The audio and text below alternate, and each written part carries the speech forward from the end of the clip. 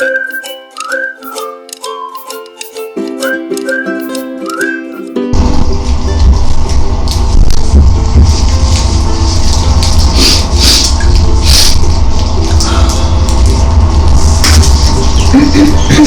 looks like everybody's done with their evaluations. I don't have much for Keith. Keith is going to be our second speaker today. Should be an interesting one. The title has my curiosity piqued already. Keith's speech is called Executive Order. It's going to be 5 to 7 minutes. Everyone please welcome Keith. Thank you, Ian.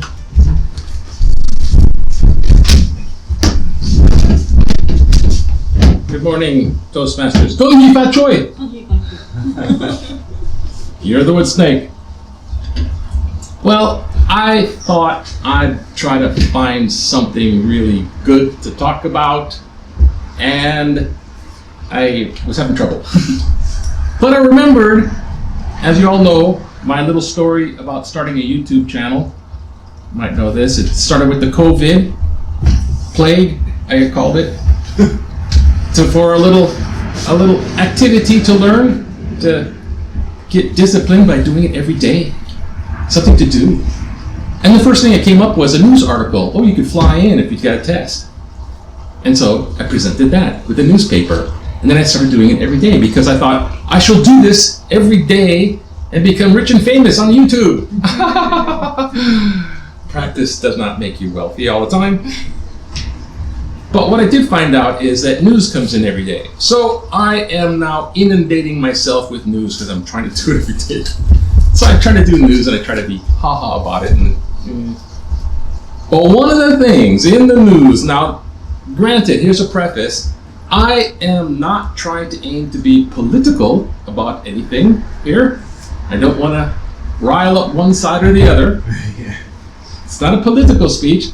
This is about stuff that happens now that is worthy to have a review of the reality of what our nation is. More specifically, the U.S. Constitution. Yeah. Here we go. We're staged here with the flag. But what it says, the country, one, under the law. The law is the Constitution, basically, except for the state and stuff. It's also the laws they write. So, at risk of being like that, that old cartoon, Mr. Bill, I'm a cartoon scroll. Cartoon scroll, and I'm sitting on the steps of the Senate. Oh, I have to go over to the House, and I'm sitting there waiting for it to be approved. Oh, I'm waiting to be approved by Mr. Bill, and then I go over to the Senate, and I'm waiting to be approved, and then what happens with the bill? After it's approved by the House and approved by the Senate, it goes to the President to be what? Signed? No. It goes to be decided whether to be vetoed or signed.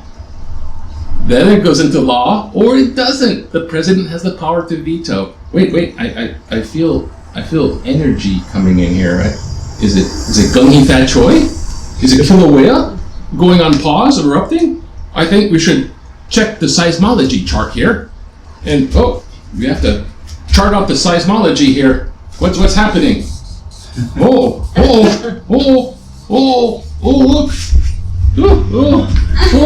It's going. What do we have?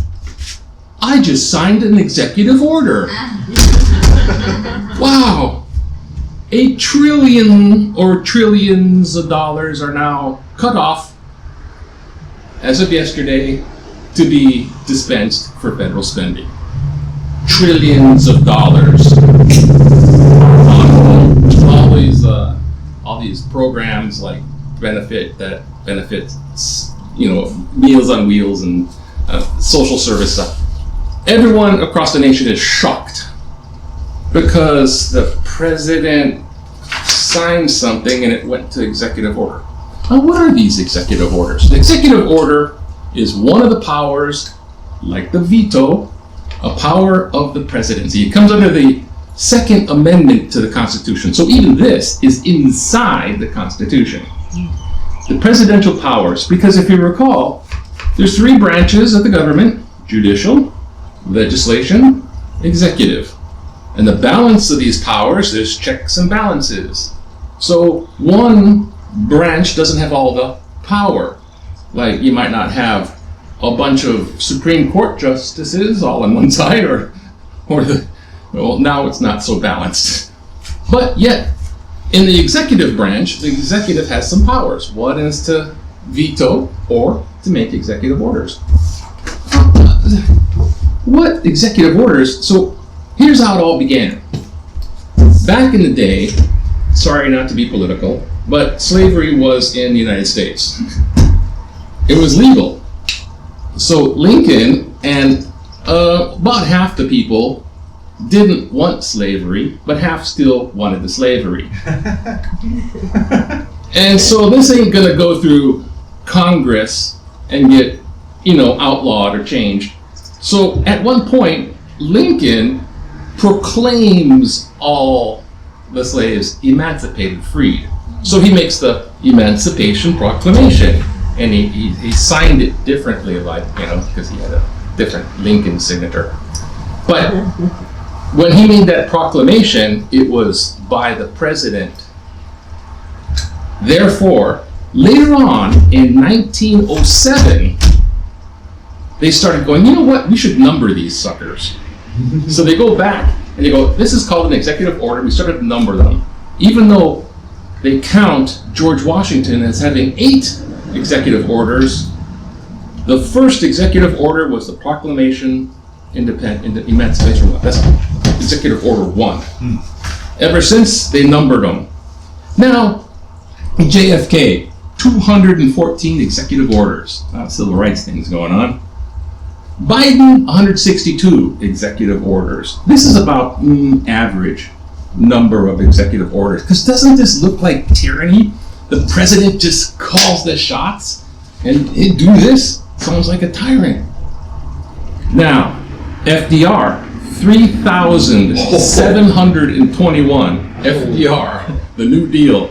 Teddy Roosevelt, 1,081, but he was making national calls. Oh God, I got a call.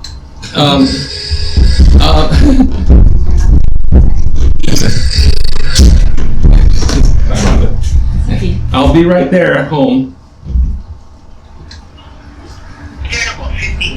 Okay, the door's open. Okay, so I already have the gate code for the front, so I'll just come in and then Okay, yeah. come in through the gate, yeah, and then, so, just to be clear. What are you gonna do? In that first bathroom right there, you never turned it on, was it? The bathroom, tub, and the draining of the sink. Oh, the drain, okay.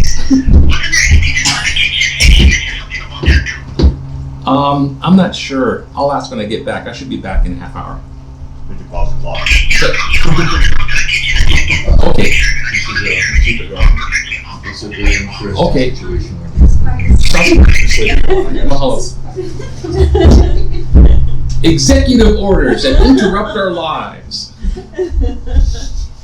Where do these executive orders actually hit the ground and make an impact on us? Now, we got Trump with, I thought it was 200 executive orders or something, but actually, Trump only had 39 executive orders so far. It seems low, but I think these are like bulk deals. Sign one and there's 40 that go out, sign another, there's 150. So, my point really being is this like, oh my gosh, he's a dictator, he's telling us what to do? No, these can be challenged by the federal courts, whether constitutional or not. And, aloha. And, they be challenged by the federal court. And basically, it's a power of the Constitution, to have executive orders. It's a power of the presidency to be able to do that. But whether it's overused or underused may be another story. So, I hope that all clarifies everything, and the sinks will be drained, and water will flow from Northern California to Southern California, and my mom's tub will be fixed. Yay. Thank you. Aloha. Thank you, Keith. That was good, informative, Really without nice. leaning to either side. So that was perfect. Yeah, still quite what can still be a quite volatile subject if you're not talking to the right people. Can really set people off. Well, they'll want to jump in. Right. So let's take a few more minutes to finish up evaluations for